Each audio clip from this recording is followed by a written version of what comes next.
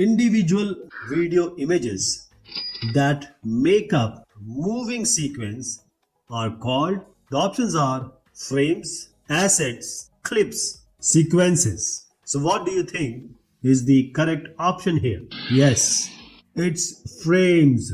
Correct answer is A, frames. So in video production, a moving sequence is made up of individual images called frames. So these frames are still images that are played in rapid succession to create the illusion of movement or motion. Each frame captures a specific moment in time, and when combined together, they form a continuous video sequence. So frame or frames, this one is the correct answer in this context. Now what you see here are different frames from 1 to n number, and once they are combined, this is the final product that we will get.